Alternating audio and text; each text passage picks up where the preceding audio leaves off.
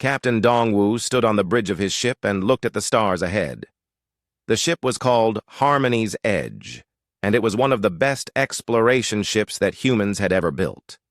He had been its captain for 5 years now, and he loved his job more than anything else in the galaxy. Today was special, because they were going to meet a new alien race for the first time. The year was 2387, and humans had spread across 17 different star systems. They lived in peace with 43 different alien species, in something called the Galactic Confederation. This was like a big club where all the different races worked together and helped each other. Humans were known throughout the galaxy for being kind and helpful. They always brought gifts when they met new species, and they never started fights. He-Jin walked up to Dongwu and handed him a datapad.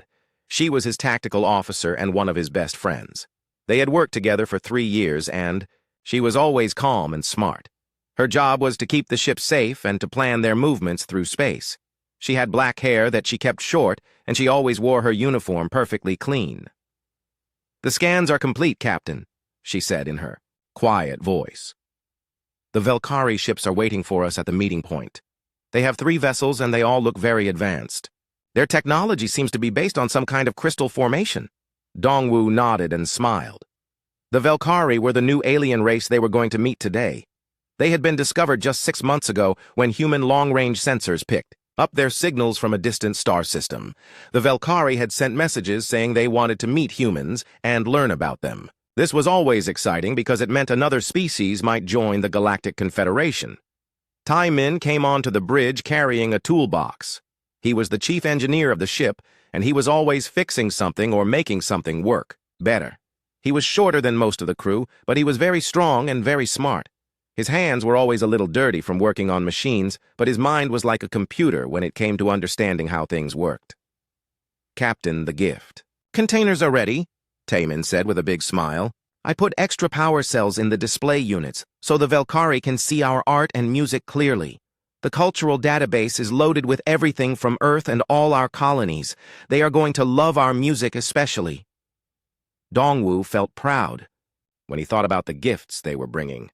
Humans always brought the best parts of their culture to share with new species. They had recordings of children singing, paintings from the greatest human artists, and mathematical formulas that showed how humans understood the universe. They also brought samples of food and flowers from Earth so the aliens could experience the beauty of the human home world. So Young entered the bridge carrying her research equipment. She was the xenobiologist on the ship, which meant she studied alien life forms. She was very young, but she was also very smart, and she knew more about alien biology than anyone else on the ship. Her job was to understand how the Velkari lived and what they needed to be healthy and happy. "The preliminary data about Velkari biology is fascinating," So Young said as she looked at her instruments. "They seem to be based on silicon crystal structures instead of carbon like most life forms. Their bodies can apparently change color, and they communicate through some kind of harmonic vibration. I cannot wait to learn more about them." Junho was the last member of the team to arrive on the bridge.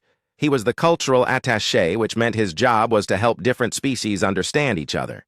He studied languages and customs and ways of thinking. He was always reading about different cultures, and he knew how to make aliens feel comfortable when they met humans for the first time. "I have been studying their language patterns," Junho said as he sat down at his station. "The Velkari seem to be very intelligent, and they have a complex social structure. Their messages suggest they value knowledge and peaceful expansion. This should be a very positive first contact." The ship moved closer to the meeting point, and everyone could feel the excitement in the air. First contact with a new species was always one of the most important things that could happen. It meant that the galaxy was becoming a bigger and more interesting place. It meant that humans might make new friends and learn new things. Dongwu looked out at the stars and thought about how lucky he was to be alive at this time in human history. When humans first left Earth, they were scared and alone. Now they had friends all across the galaxy, and they were respected for their kindness and their desire to help others. Every new species they met was a chance to make the galaxy a better place. The communication system made a soft beeping sound, and He-Jin turned to the captain. "We are receiving a transmission from the Velkari ships," she said. They are asking if we are ready to begin the meeting. Dongwu straightened his uniform and nodded to his crew. Tell them we are honored to meet them, and we are ready to begin. Send them the standard greeting package with our cultural overview and our gifts. The next few hours were filled with excitement as the two species shared information about themselves. The Velkari seemed very interested in human technology, and they asked many questions about human colonies and settlements. They wanted to know how many humans lived in each system and what kind of defenses the colonies had. Dongwu thought this was normal curiosity, and he answered their questions honestly. The Velkari ships were beautiful in a strange way. They looked like they were made of living crystal that changed colors as they moved through space.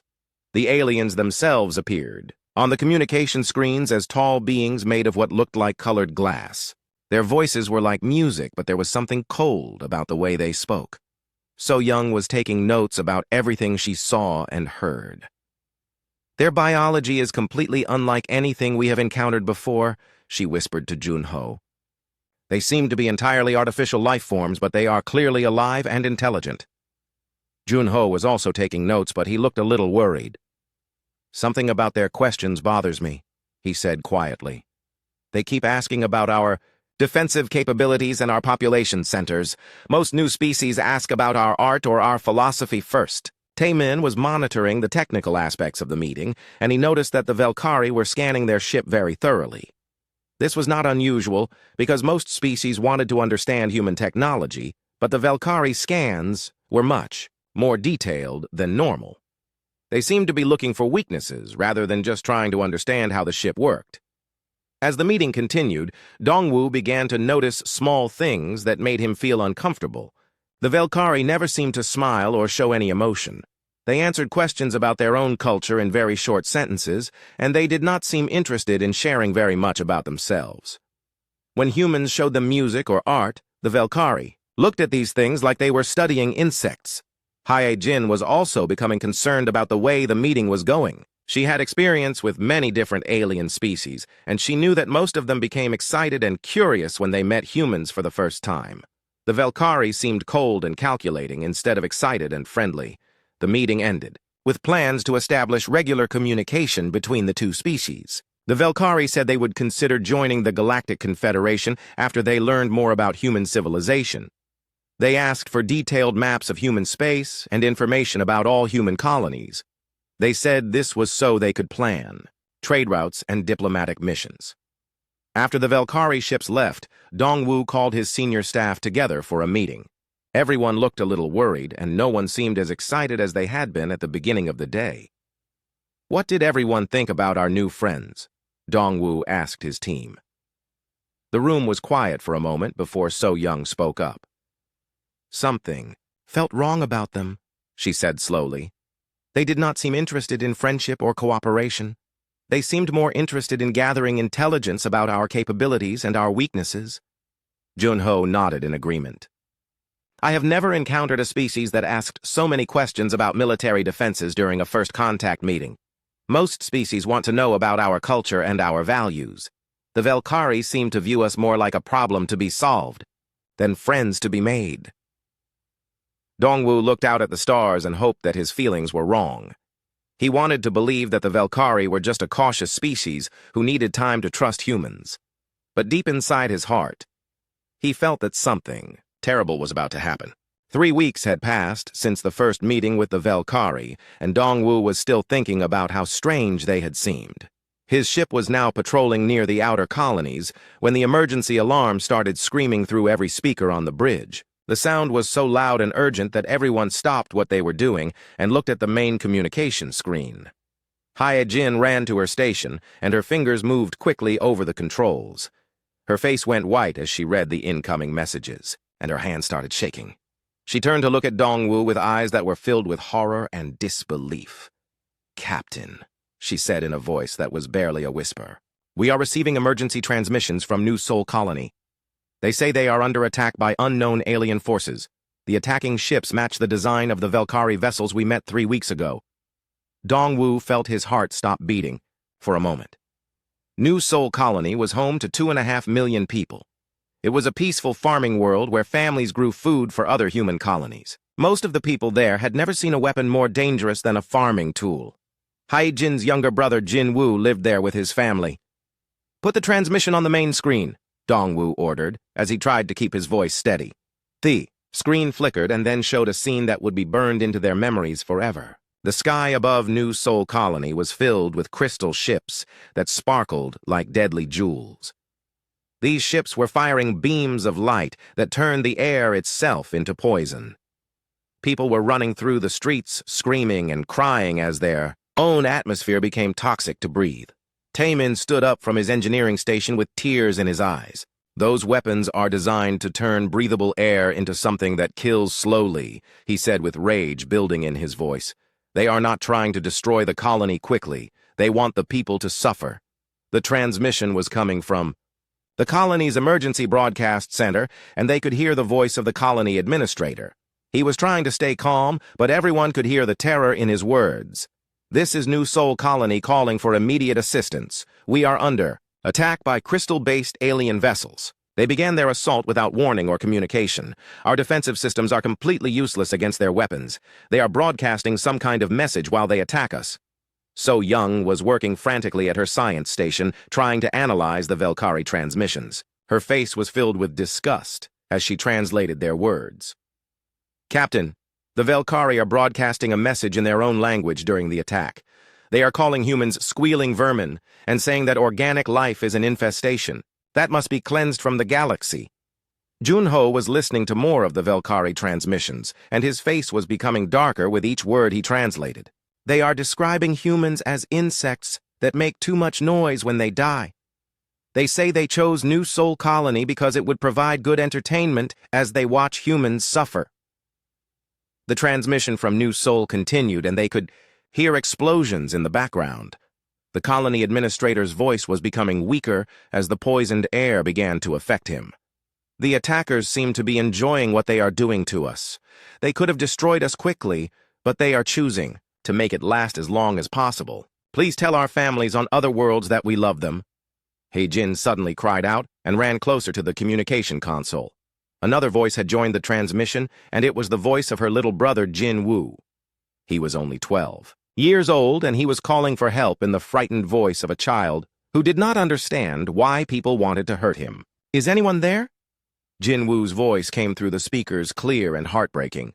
"My parents are not breathing anymore, and I am scared. The air tastes funny, and it hurts my throat. There are big crystal ships in the sky, and they are making terrible sounds. Please, someone help us. I do not want to die like this." Hye-Jin fell to her knees and screamed with a sound that was not entirely human. Dong-Woo reached out to comfort her, but his own hands were shaking with rage that was building inside him like a fire. Tae-min was hitting his console with his fists and cursing in languages that most humans had forgotten.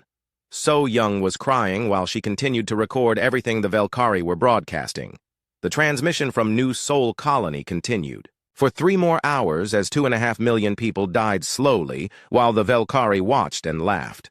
The crystal ships did not just kill the colonists. They made sure that every death was recorded and broadcast across human communication networks so that other humans could watch their friends and family members die in agony. Junho was translating more of the Velkari broadcasts, and each translation made everyone on the bridge feel sicker. "They are saying that this is just a demonstration of what will happen to all human colonies. They want other humans to see this so they will know what is coming. They think this will break our spirit and make us surrender without fighting." The final transmission from New Seoul Colony came from a woman named Dr. Yoon-ji who worked at the Colony Medical Center. She had somehow found a way to keep broadcasting even as she was dying from the poisoned air. "To anyone who can hear this message," Dr. Yoon-ji said in a voice that was becoming weaker with each word. "The Velkari are not just killing us. They are studying how we die. They are recording our suffering for some kind of scientific analysis. They see us as laboratory animals that they can torture for their research. Do not let them do this to anyone else. Make them pay for what they have done here today." When the transmission finally ended, the Bridge of Harmony's edge was completely silent, except for the sound of people crying. Everyone was staring at the empty screen, where they had just watched an entire world full of innocent people die for no reason except alien cruelty. Dongwu stood up slowly and walked to the center of the bridge. When he spoke, his voice was different than it had ever been before. It was quiet and cold and filled with something that his crew had never heard from him. "Send a message to Earth and to all human colonies," he said without looking at anyone. "Tell them what we have seen. Here today, tell them that the Velkari have chosen to become our enemies. Tell them that New Soul Colony and every person who died there today will be remembered and avenged." Yi Jin wiped the tears from her eyes and stood up at her station.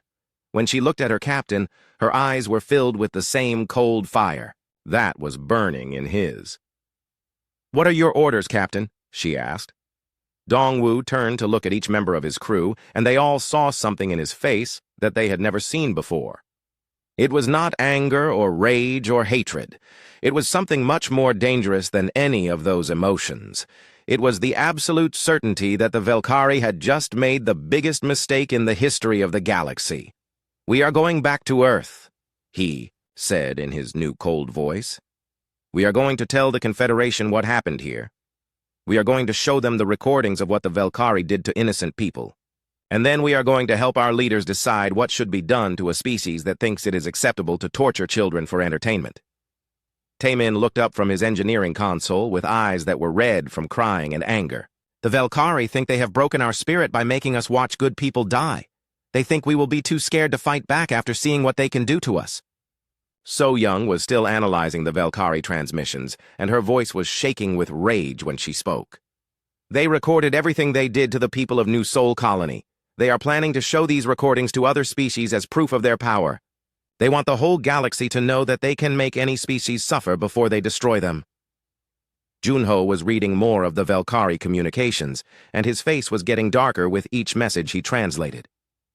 "They are calling this attack a harvesting demonstration, and they say it was designed to show other species what happens to those who refuse to surrender to Velkari authority. They plan to demand the submission of all organic life forms in the galaxy." Dongwu walked over to the communication console and began composing a message that would be sent to every human leader and every human colony in known space. As he typed, his crew watched him, and they all knew that something fundamental had changed, not just in their captain, but in all of humanity. The message was short and simple, but every word was chosen carefully. "The species known as the Velkari have attacked and destroyed New Soul Colony without provocation or warning. They tortured 2.5 million innocent people to death while broadcasting their suffering for entertainment. They have declared war on all organic life in the galaxy. We recommend an immediate and complete military response. The time for diplomacy has ended." When the message was sent, Dongwu turned to his crew and spoke in a voice that was quiet, but somehow more frightening than if he had been shouting. "The Velkari have just learned something about humans that they did not understand before. They have learned that there are some lines that should never be crossed. They have learned that when you hurt children, you awaken something in humans that cannot be reasoned with or negotiated with or stopped."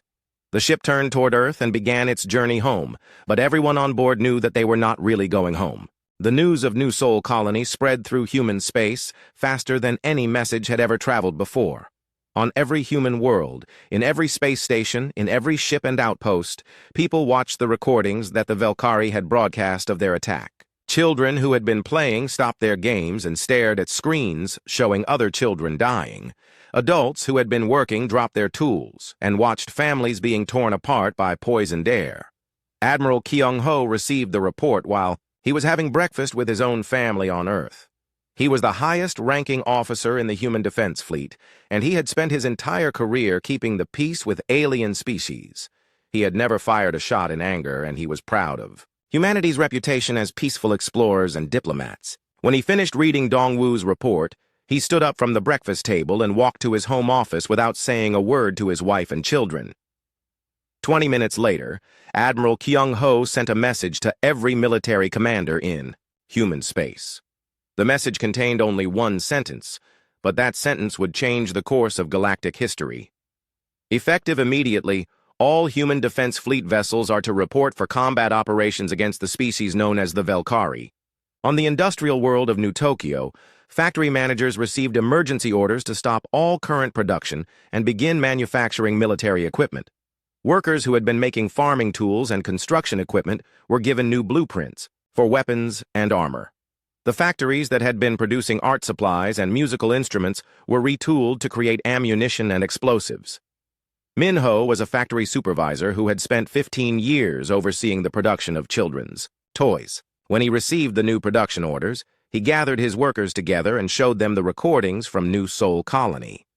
By the time the recordings ended, every person in the factory was crying, and every person was ready to work 20 hours a day to build whatever was needed to make the Velkhari pay for what they had done. "We are not making toys anymore," Minho told his workers in a voice that shook with controlled rage. "We are making tools of justice. Every weapon we create will speak for the children who can no longer speak for themselves." On the research stations scattered throughout human space, scientists abandoned their peaceful projects and began working on new technologies designed specifically to hurt crystalline life forms. Dr. Sujin had been studying methods to help different species communicate better with each other. Now she was leading a team of researchers who were developing ways to disrupt the harmonic frequencies that Velkhari used to think and communicate. So Young had returned to Earth and was working with Dr. Sujin's team. The young xenobiologist, who had once hoped to learn about Velkhari culture, was now using everything she had learned about their biology to find ways to cause them maximum pain and suffering. She worked 18 hours a day designing biological weapons that would target the specific crystal matrices that made up Velkhari bodies. "They wanted to show us how they could make organic life suffer," So Young said to her research team during one of their planning meetings. "Now, they are going to learn how organic life can make them suffer in return."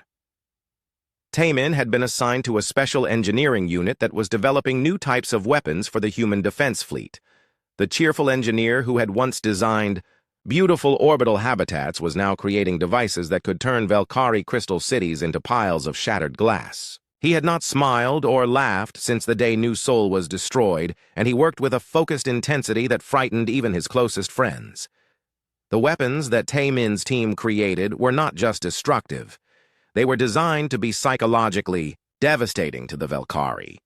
The engineers had studied Velkhari communication patterns, and they learned that the crystal beings were terrified of chaos and disorder. So they created weapons that would cause Velkhari structures to collapse in the most unpredictable and chaotic ways possible. Junho had joined a new military unit called the Psychological Warfare Division. His job was to study everything humans, had learned about Velkhari psychology, and find ways to break their minds before their bodies were destroyed. He had become an expert on Velkhari fears and weaknesses, and he was developing methods to drive them insane with terror before the human fleets arrived to finish them off. The former cultural attaché had learned that Velkhari society was built on their belief that they were superior to all other life forms. Junho's team was preparing transmissions that would be broadcast to Velkhari worlds before they were attacked.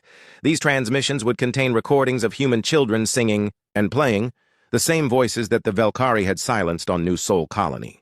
"They thought they had eliminated these voices forever," Junho explained to his team. "When they hear these recordings coming from our attack fleets, they will understand that they have not won anything. They will realize that every child they killed is still with us and is still fighting against them." Across human space, the Galactic Confederation representatives were trying to convince human leaders to pursue diplomatic solutions to the conflict. Ambassador Velnari of the peaceful Zenthi species came to Earth to meet with Admiral Kyung-ho and beg him to reconsider military action against the Velkhari. "Admiral Kyung-ho," Ambassador Velnari said during their meeting, "surely there must be some way to resolve this conflict without resorting to warfare. Perhaps the Velkhari attack was a misunderstanding or a rogue action by extremists in their society. The Galactic Confederation has always solved problems through negotiation and compromise." Admiral Kyung-ho listened politely to the ambassador's speech and then showed him the complete recordings of the New Sol Colony attack. He made the ambassador watch every minute of the 3-hour assault, including the parts where Velkhari voices could be heard laughing while human children begged for help. When the recordings ended, Admiral Kyung-ho spoke in a voice that was colder than the vacuum of space. "Ambassador, you have just watched the Velkhari torture 2.5 million innocent people to death for entertainment. They broadcast this massacre to intimidate other species and show them what happens to those who refuse to submit to Velkhari rule. Tell me, What kind of negotiation do you think would be appropriate with a species that enjoys watching children die? Ambassador Velnari left Earth that day without an answer, and when he returned to his own people, he advised them to stay as far away from the coming conflict as possible. Within weeks, most of the peaceful species in the Galactic Confederation had quietly withdrawn their support for diplomatic solutions to the Velkari problem. The Velkari themselves seemed pleased with the fear they had created throughout the galaxy. They sent messages to other species describing the New Sol attack as a successful demonstration and demanding that all organic civilizations surrender immediately or face the same fate. They seemed to believe that their display of cruelty had broken the spirit of their enemies. What the Velkari did not understand was that they had not broken anything in humanity. Instead, they had awakened something that had been sleeping for centuries. Humans had become peaceful and diplomatic because they chose to be that way, not because they had forgotten how to be anything else. The attack on New Sol Colony reminded every human in the galaxy that sometimes being peaceful was not enough, and sometimes the only way to protect innocent people was to become something much more dangerous. Dongwu had been promoted to admiral and put in command of the first human attack fleet.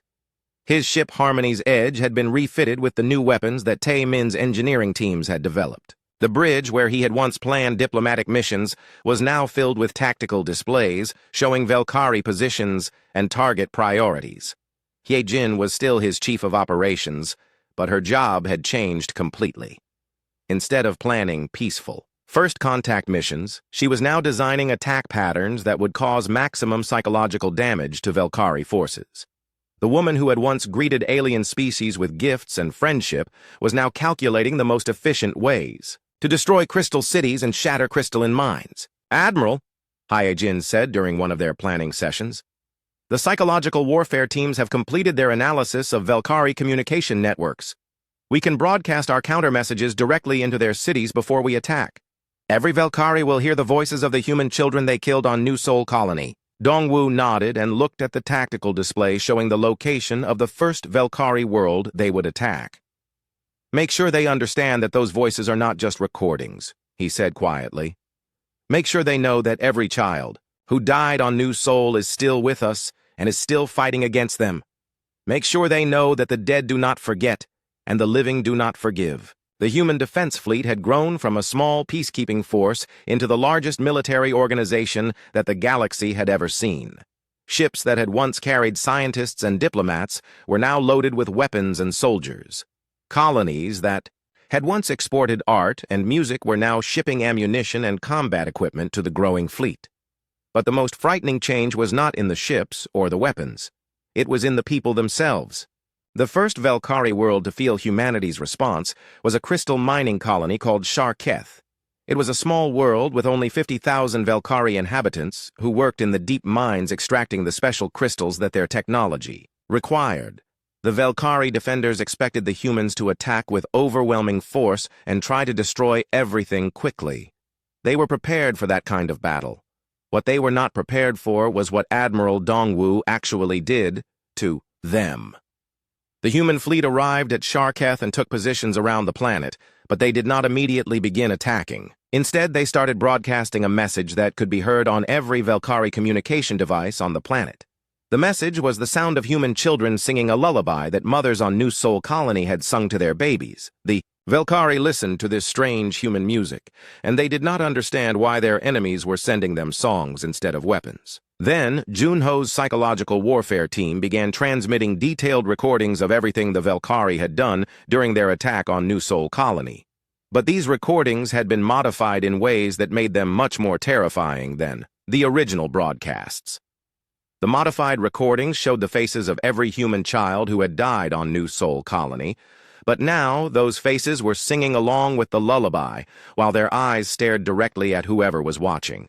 The dead children smiled while they sang, and their voices never stopped even when the recordings showed them being killed by Velkari weapons. Junho had studied Velkari psychology for months, and he knew that the crystal beings were terrified by anything that seemed chaotic or impossible to control. The sight of dead children who continued to sing and smile while being murdered was exactly the kind of impossible horror that would drive Velkari minds to the breaking point. The broadcasts continued for 6 hours, while the Velkhari defenders waited for the human attack to begin. During those 6 hours, 17 Velkhari soldiers suffered complete mental breakdowns and had to be restrained by their comrades. The others were so disturbed by the singing children that they could barely function as soldiers. When the human attack finally came, it was unlike anything the Velkhari had ever experienced. Taemin's engineering teams had developed weapons that specifically targeted the harmonic frequencies that Velkhari used for communication and thought. When these weapons hit Velkhari structures, the crystal buildings did not just collapse. They began resonating at frequencies that caused intense pain to every Velkhari within miles. The attack was carefully planned to cause maximum psychological damage while minimizing the actual destruction. The humans could have destroyed the entire colony in minutes, but instead they chose to dismantle it piece by piece, while the inhabitants watched and suffered. Every crystal tower that fell was replaced by loudspeakers broadcasting the voices of the children from New Sol Colony. Hyjin coordinated the attack from the bridge of Harmony's Edge, and her tactical display showed the precise locations of every Velkhari on the planet. The humans were not just attacking buildings and equipment. They were specifically targeting the Velkhari's ability to feel safe and superior. Broadcast patterns 7 to sectors 4 through 9, Hyjin ordered her communications team. Make sure every Velkhari in those areas can hear little Jin Woo asking for help. Make sure they remember his voice when they try to sleep tonight. The attack on Sharketh lasted for 3 days, but it was not 3 days of constant fighting. It was 3 days of carefully orchestrated psychological torture designed to break the Velkhari spirit while keeping most of them alive to spread fear to other Velkhari worlds. The humans would attack for a few hours, then stop and broadcast more recordings of the dead children. Then they would attack again in a different way that the Velkhari had not expected. So Young had provided the attack fleet with detailed biological analysis of Velkhari physiology, and she had discovered that the crystal beings experienced something similar to nightmares when their harmonic thought patterns were disrupted. The weapons that the humans used were specifically designed to cause these artificial nightmares while the Velkhari were still awake and aware. By the end of the 3rd day, most of the Velkhari on Sharketh were barely functional. They had spent 72 hours listening to the voices of dead human children while their own thoughts were being scrambled by human weapons. Some of them had gone completely insane, and others were begging their leaders to surrender. But Admiral Dongwu was not interested in surrender. He sent a message to the surviving Velkhari on Sharketh that was broadcast on every communication channel they had. You wanted to show the galaxy what happens when someone refuses to submit to Velkhari authority, Dongwu's voice said in perfect Velkhari language. Now you are learning what happens when someone makes the mistake of hurting human children. We are not here to conquer you or rule over you. We are here to teach you about consequences. The human fleet left Sharketh after destroying most of the crystal mining equipment, but they left the Velkhari population alive. However, they also left behind thousands of small devices that would continue broadcasting the voices of the New Sol Colony children for the next 50 years. Every Velkhari on Sharketh would hear those voices every day for the rest of their lives. The attack on Sharketh was just the beginning of humanity's response to the Velkhari threat. Over the next 6 months, human fleets struck at 12 different Velkhari worlds using similar tactics. Each attack was different, but they all followed the same pattern of psychological warfare combined with surgical destruction of Velkhari capabilities. The Velkhari military leaders began to realize that they had made a terrible mistake when they attacked New Sol Colony. The humans were not responding like any species they had encountered before. Most species either surrendered quickly when faced with superior force, or they fought back with desperate fury until they were destroyed. The humans were doing something completely different. Admiral Dongwu and his fleet commanders were conducting a campaign of systematic psychological dismantlement. They were not trying to destroy the Velkhari quickly. They were trying to break their minds and their spirits so completely that they would never again think of themselves as superior to other species. The human attacks were coordinated across multiple star systems, but they were also perfectly timed to create maximum fear and confusion among the Velkhari population. Just as one world was beginning to recover from a human attack, news would arrive that another world had been hit. The Velkhari never knew where the humans would strike next, and they never had time to feel safe. Tae-min had been promoted to Chief Engineering Officer for the entire human attack fleet, and he was constantly developing new weapons and tactics. His latest creation was a device that could cause Velkhari crystal cities to collapse in patterns that spelled out messages in human languages. When the Velkhari saw their cities falling down in ways that formed human words, they understood that their enemies were not just destroying them randomly. They were being destroyed by people who planned every detail carefully. The most terrifying aspect of the human campaign was its patience. The Velkhari had expected the humans to attack in rage and fury, striking quickly but making mistakes that could be exploited. Instead, the humans attacked with cold precision and infinite patience. They were willing to spend months preparing for a single attack if it meant they could cause more psychological damage to their enemies. Junho's psychological warfare division had grown into an entire army of specialists who studied every aspect of Velkhari culture and psychology. They had learned to predict how the crystal beings would react to different types of attacks, and they used this knowledge to drive the Velkhari population toward complete mental collapse. The Velkhari thought they could break our spirit by showing us the death of innocence, Junho explained to his team during one of their planning sessions. What they did not understand is that humans become much more dangerous when they have nothing left to lose. They have given us a reason to fight that cannot be negotiated away or compromised. They have made this personal. The other species in the galaxy watched the human campaign against the Velkhari with growing amazement and terror. They had known humans as peaceful diplomats and helpful neighbors. They had never imagined that the same species could become such efficient and ruthless warriors when they chose to fight. Ambassador Vel-Nari sent regular reports about the human campaign to the leaders of the Galactic Confederation. His messages described a level of military sophistication and psychological warfare that none of the other species had ever achieved. The humans were not just winning battles, they were systematically destroying the Velkhari ability to function as a civilization. The humans have transformed their entire society into a military organization, Ambassador Vel-Nari wrote in one of his reports. But this is not the desperate militarization of a species fighting for survival. This is the controlled and directed transformation of a peaceful people into something that I do not have words to describe. They are still recognizably human, but they have become humans with a single purpose that cannot be deterred or reasoned with. The Velkhari leadership tried several times to open negotiations with the humans. The Velkhari homeworld of Kethmaran had once been the most beautiful planet in their sector of the galaxy. Crystal spires reached toward the sky like frozen music, and harmonic gardens created songs that could be heard from orbit. It was home to 50 million Velkhari, and it had never known the touch of war or violence. The crystal beings had always believed that their homeworld was too important and too well defended for any enemy to threaten. They were wrong. Admiral Dongwu stood on the bridge of Harmony's Edge and looked down at the crystal planet below. His fleet had grown to include more than 1,000 ships crewed by humans who had volunteered from every colony in human space. These were not professional soldiers. They were farmers and teachers and artists who had seen the recordings from New Sol Colony and decided that some things were more important than their peaceful lives. He-Jin had been promoted to Fleet Admiral, and she commanded the largest military force that humanity had ever assembled. Her tactical displays showed the positions of every Velkhari defense station and every crystal city on the planet below. But she was not planning a traditional military assault. The humans had something much more terrible in mind. All ships report ready for final phase operations, He-Jin announced to the fleet commanders. Psychological warfare systems are online, and biological weapons are prepared for deployment. Engineering teams report that harmonic disruption devices are functioning perfectly. Tae-min had spent the last year developing the weapons that would be used in this final assault. But these were not weapons designed to kill quickly. They were devices that would slowly shut down every system that the Velkhari needed to survive, while forcing them to listen to the voices of their victims. The crystal beings would die slowly, and they would die knowing exactly why they were being punished.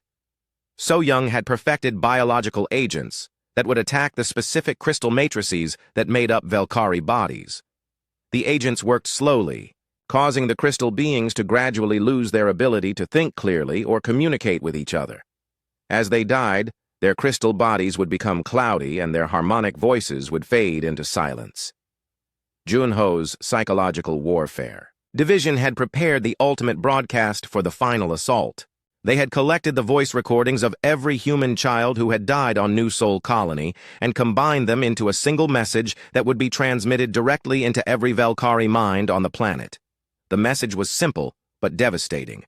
We forgive you, but we cannot let you hurt anyone else. The attack began not with explosions or energy beams, but with silence. The human fleet used specialized jamming systems to cut off all communication between the Valkyrie cities and their orbital defense stations. For the first time in their history, the crystal beings found themselves unable to coordinate their thoughts and actions across their homeworld. Then the broadcasts began. Every Valkyrie on Keth Moran suddenly heard the voices of human children, singing the same lullabies that had been heard during the attack on Sharketh. But this time the voices were different. They were not angry or vengeful. They sounded sad and disappointed, like children who had been hurt by someone they had trusted. The psychological impact was immediate and devastating. The Valkyrie had expected the humans to attack them with rage and hatred. They had prepared themselves to face enemies who wanted revenge for New Sol Colony. Instead, they found themselves facing the voices of children who seemed to be asking them why they had chosen to be cruel instead of kind. Dongwu watched the tactical displays as Valkyrie defense systems began shutting down across the planet. The crystal beings were not being overwhelmed by superior firepower. They were being overwhelmed by guilt and shame that they had never experienced before. Many of them simply stopped defending themselves and sat in their crystal cities listening to the voices of the dead children. The human fleet began deploying Taimin's harmonic disruption devices throughout the Valkyrie atmosphere. These devices did not cause immediate damage, but they slowly began interfering with the frequencies that the Valkyrie used for communication and thought. Over the course of several days, the crystal beings would gradually lose their ability to function as an organized civilization. So Young's biological agents were released into the Valkyrie water supply and atmospheric systems. The agents were designed to work slowly so that the Valkyrie would have time to understand what was happening to them. As their crystal bodies began to break down, they would experience the same kind of slow death that they had inflicted on the people of New Sol Colony. But the most devastating part of the human assault was not the weapons or the biological agents. It was the message that Junho's team broadcast directly into every Valkyrie mind on the planet. The voices of the dead children spoke in perfect Valkyrie language, and their words cut deeper than any physical weapon ever could. "We do not hate you," the children's voices said in harmonious chorus. "We are sad that you chose to hurt us instead of being our friends. We wanted to share our songs and stories with you, but you decided that you would rather make us cry. We forgive you because that is what our parents taught us to do, but the grown-ups cannot let you hurt other children the way you hurt us." The Valkyrie leadership tried desperately to organize some kind of response to the human assault, but their communication systems were failing, and their population was becoming increasingly unable to function. Many crystal beings simply lay down in their cities and stopped moving as they listened to the voices of their victims, forgiving them for their cruelty. High Harmonic Velketh was the supreme leader of the Valkyrie species, and he had personally ordered the attack on New Sol Colony. He had watched the recordings of human children dying, and he had felt satisfaction at their suffering. Now he found himself alone in his crystal palace, surrounded by the voices of those same children offering him forgiveness that he knew he did not deserve. "Why are you doing this to us?" Velketh broadcast on the emergency communication channels. "We were stronger than you. We proved our superiority when we destroyed your colony. Why do you torture us with the voices of the dead instead of fighting us with honor?" Admiral Dongwu received the transmission and decided to answer it personally. His response was broadcast to every surviving Valkyrie on the planet, and his words were spoken in a voice that was calm and patient and infinitely sad. "High Harmonic Velketh," Dongwu said. "You attack innocent people and call it strength. You torture children and call it superiority. You threaten to exterminate all organic life and call it honor. You have shown us what you truly are, and we have responded appropriately. We are not torturing you. We are simply letting you hear the voices of your victims so you can understand what you chose to become." The final phase of the human assault lasted for 30 days. During those 30 days, the Velkari civilization slowly collapsed as their population became unable to maintain their crystal cities or operate their technology.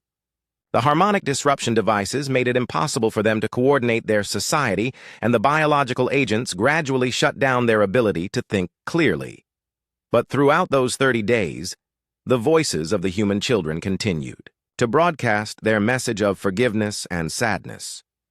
The Velkari died listening to the sounds of innocents who had offered them friendship and received only cruelty in return.